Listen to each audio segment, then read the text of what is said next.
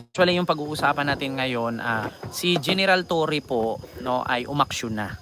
Ayan, Limnio Savirun, galab shout out po. Ma'am Lali Salcido, ayan, OMG, ayan. Actually, si General Torre po ay umaksyon na po. Pumunta na po si General Torre at ayun nga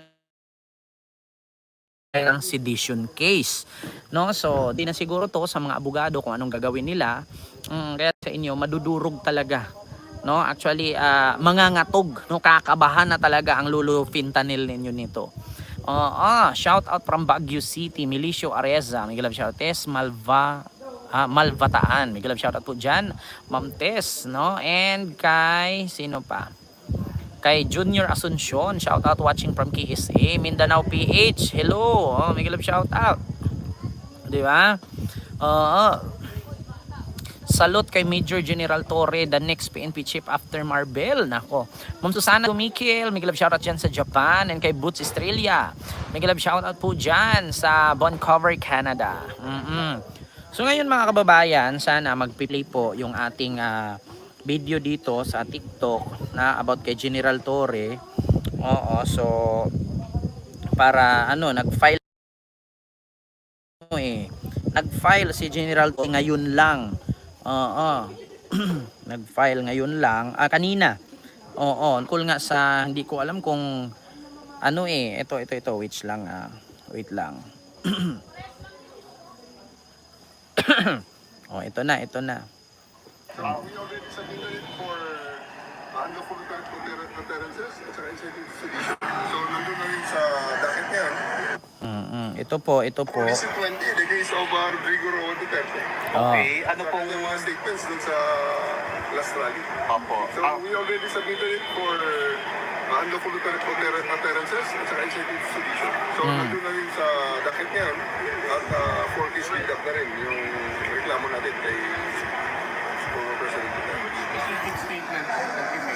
So, nag-file po si General Torre, no, sa tawag dito Director General Torre, Nicolas Torre III. He has filed a complaint for case build up against former President Rodrigo Duterte over kill remark against incumbent senator. So ito mga kababayan, kung ito sa totoo lang mga kababayan, kung wala kasing mangunguna, no, walang mangunguna, walang mangyayari.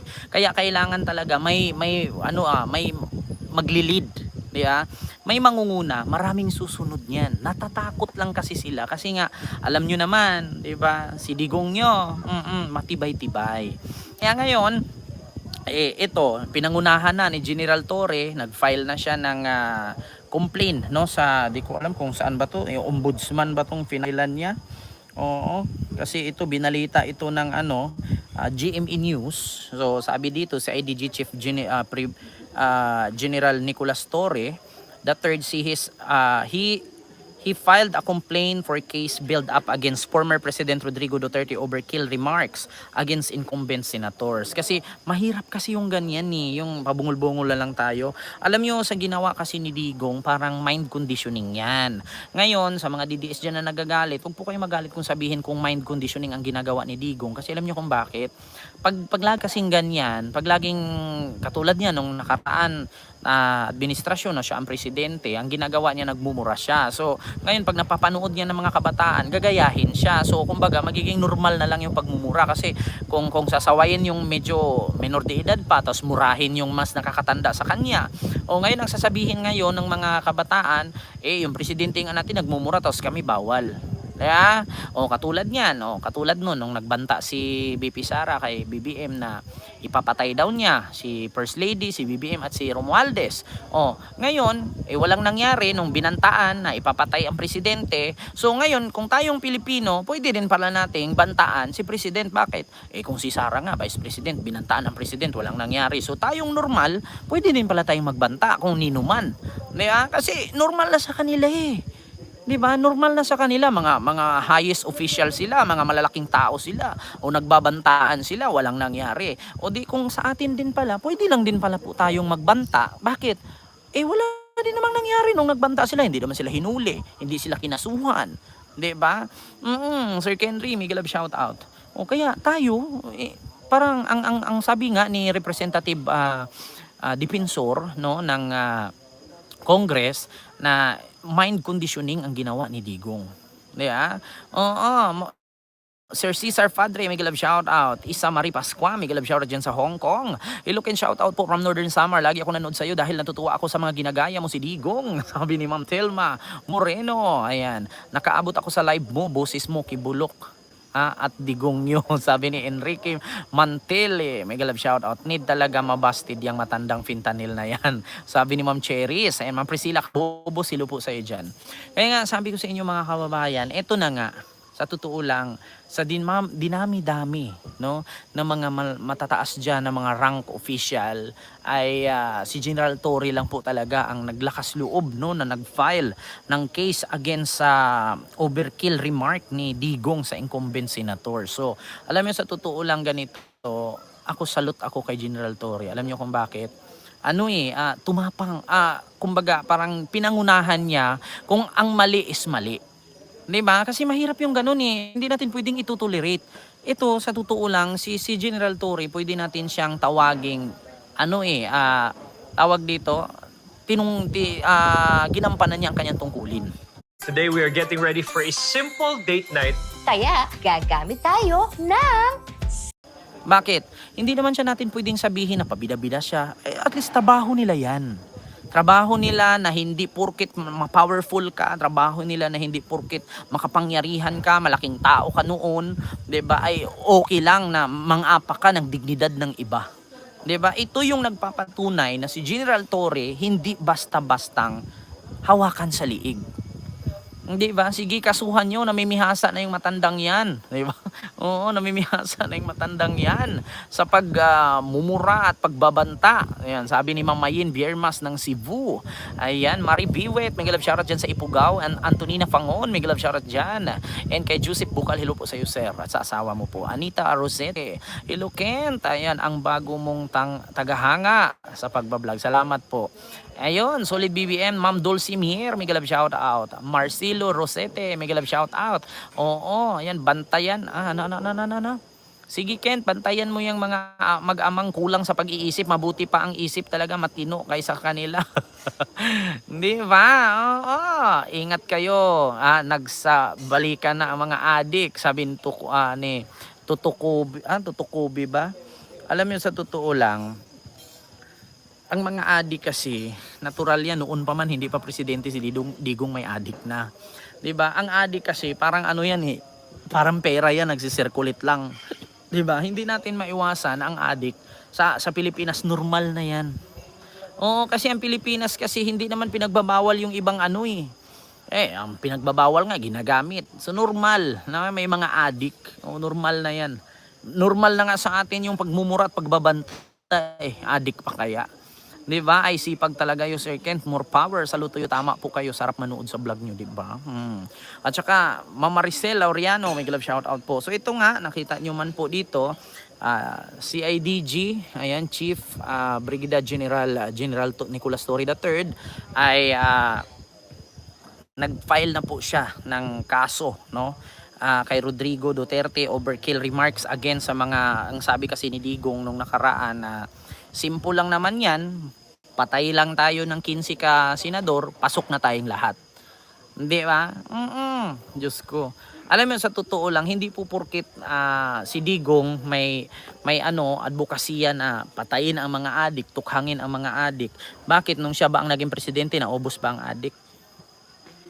No, si Digong nung nagpresidente, hindi naubos ang adik, naubos ang tao. Almost 30,000 ang pinatay niya, at yung nasa 30,000 na pinapapatay niya, hindi po lahat doon adik. Bakit? Mayroong mga minor de edad, may mga bata. 'Di ba? Mayroon pa nga mga buntis na damay na baril. Oo, at saka tignan yung tukhang-tukhang ni Duterte. Sa tingin niyo yung tukhang-tukhang ni Digong nag-success? Wala. Puro tao ang namatay, pero ni isang drug lord sa Maynila wala. Kaya wag yung ipagkalandakan na pag si Digong naging presidente, maganda. Kung si Digong ang naging presidente, nawala ang adik, hindi po totoong nawala ang adik. Hindi ubos ang adik. Hindi successful ang kanyang pag tawag doon ang tawag doon advocate niya ng stukhang, hindi successful. Bakit? Inamin na ni Digong niya nung in-interview siya ni Jessica Soho na sabi niya, ang pag ako manalo 3 to 6 months ubos ang droga. Ang tanong ngayon, bakit nung in-interview siya ni Jessica Soho, Mr. President, maraming nagtatanong kung sabi mo kasi 3 to 6 months ubos ang droga. So anong nangyari? Sabi niya, sinong nagtanong? Sino yan? Ito, ganito kakapal ang droga sa Pilipinas. Ibagsak ko kasi mabigat. Iuwi mo ito. Kasi hindi niya maubos-ubos. Kung hindi pala niya maubos-ubos, pero ang sabi niya, papatayin ko kayo. Yun ang sabi niya nung tumakbo siya ng 2016. Ito, klarong-klaro to. Tignan nyo ha. Jessica Soho to Duterte. Ayan, ito ha, interview ito ni Digong. Pakinggan ninyo. Mga nagtatanong ho kasi hanggang kailan daw ho ba yung kailangan? Sino yung nagtatanong? Mga tao po. Sino nga kayo? Kami sa media, mga tao. Yung mga Bipunin mo ito. Ayan Ito po. Explain ho natin sa ating mga This viewers. is the drug industry Oh. of the Philippines. Ayan, makapal. Hindi ko ito kaya, puro pangalan yan. Police, sa mga generals, mayors, governors, may mga congressman dalawa isa dito, pati barangay captains.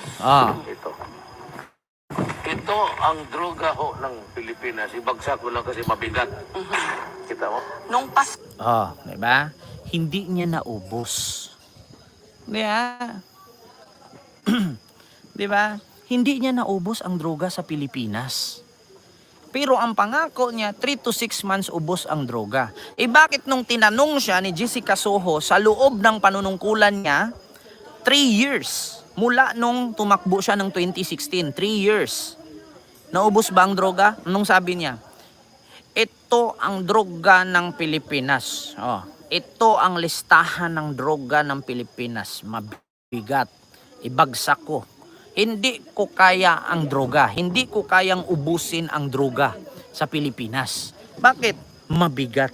Kita nyo naman. Congressman dalawa isa dito, pati barangay captains. Ito ang droga ho ng Pilipinas. Ibagsak ko lang kasi mabigat. Diba? Ito ang droga ng Pilipinas. Ibagsak ko lang kasi mabigat. So, pero ang pangako niya, 3 to 6 months ubos ang droga. So, hindi na ubos ang droga. Pero, mabigat daw kasi merong congressman, may governor, mayor, barangay captain, retired general, police. So, nasa listahan na pala niya, ba't hindi niya pinagpapatay? Diba? Nasa listahan niya yung mga drug lord. Governor, congressman, mayor, retired general, barangay chairman, kagawad. Hawak na niya. Ang tanong, bakit hindi inubos? Bakit hindi pinagpapatay? Diba? Ito sabi niya, pakinggan niya. This is the drug industry of the Philippines. Hindi ko ito kaya, puro pangalan yan. Hindi pala niya kaya, ba't nangako siya? Di ba? Oy, Ma'am Eufemia Amores, maraming salamat sa impabuhay na mano, ma'am, na $20 super chat.